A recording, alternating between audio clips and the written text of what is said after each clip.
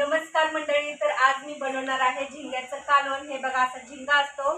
तर हा सुक्का झिंगा एकदम असा मस्त सुक्का आहे. तर याचे बघा लगेच याचे मुंडके असे निघतात. हा असं साफ करून घ्यायचा असतो. तर आमच्या घरच्या आमच्याकडे कसे बनवतात त्या पद्धतीचं मी तुम्हाला झिंग्याचं कालवण करून दाखवत आहे. एकदम साध्या सोप्या पद्धतीनं काळ्या मसाल्याचं. तर बघा हे असे सगळे साफ करून मी घेते आणि ह्याला गरम पाण्यामध्ये धुवून वगैरे घ्यायचं असतं. हे बघा असे साफ करायचे. ते जे मुंडके आहेत ते असे काढायचे, त्याचे पाय पण काढायचे. तर चला तर आपण रेसिपी करायला घेऊया. इथं मी झिंगा सोलून घेतलेला आहे बघा असा. तर थोडासाच घेतलेला आहे, 2 जणांसाठीच ह्याचं कालवण बनवायचं आहे. तर एवढाच मी झिंगा घेतलेला आहे आणि इथं ठेवलेलं आहे गरम पाणी करून. तर गरम पाण्यामध्ये थोडंसं मी त्याला 10 मिनटं ठेवते, म्हणजे त्याचा वास वगैरे येणार नाही. चांगलं स्वच्छ पण एकदम पांढरं निघतं ते. आणि परत पण ह्या गरम पाण्यातून काढून आपल्याला स्वच्छ साध्या पाण्याने पण धुवायचं आहे. आणि इकडं मी असा कांदा चिरून ठेवलेला आहे आणि वांग. तर आपल्याला ह्याच्यामध्ये टाकायचं आहे वांग. हे गरम पाण्यामध्ये मी ठेवलेलं बघा किती स्वच्छ आणि पांढरं निघालेलं आहे आणि घाण पाणी पण. तर मी आता साध्या पाण्याने पण धुवून घेते. ह्याला चांगलं धुतलं ना का वास येत नाही, त्याच्यामुळे मी 2-3 पाण्याने चांगलं स्वच्छ धुवून घेते. हे आपलं साध्या पाण्याने पण धुवायचं याला.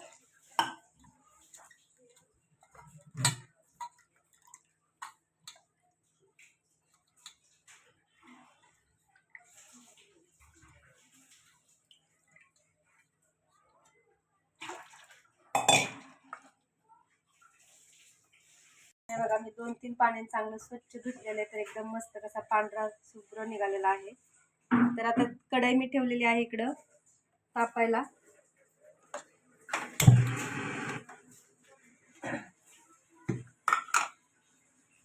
तर मी 2 पळी तेल टाकते त्याच्यामध्ये. आणि कालवण करायला काय वेळ लागत नाही, फक्त त्याला सोलायला वेळ लागतो. मी सोललेलं पण दाखवते मी नंतर तुम्हाला कसं सोलतात हे. तर कालवण तर एकदम झटकीपट आणि आमच्या पद्धतीने दाखवते. आमच्याकडे कसं बनवतात ते, प्रत्येकाची वेगळी पद्धत असते बनवण्याची. तर आमच्याकडची बघा एकदम साधी सोपी आहे पद्धत. तर आपली कढई झालेली आहे गरम, तेल पण चांगलं तापलेलं आहे. तर आपण आता हा कांदा एक छोटा कापून घेतलेला तो टाकते तेलामध्ये.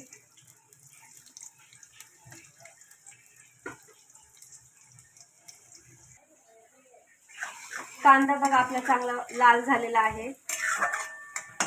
चांगला कांदा तेलामध्ये चांगला भाजला पाहिजे, म्हणजे कच्चा नाही लागला पाहिजे. तर चांगलं बघा मस्त असं लाल झालेलं आहे. तर आता आपण हे वांगी टाकूया तेलामध्येच. थोडंसं त्याला पण फ्राय करायचं असं. आणि चवीनुसार मीठ टाकते. जास्त पण नाही टाकायचं, कारण त्याला थोडंसं मीठ असतं. आणि मी हे आपलं काळं तिखट टाकते.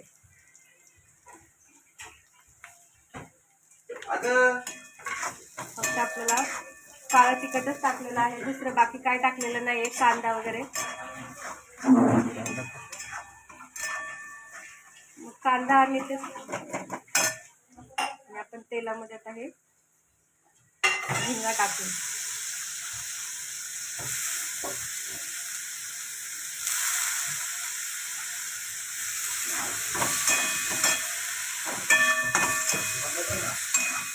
तेलात त्याला पण थोडंसं फ्राय करून घेते झिंगा टाकल्यानंतर.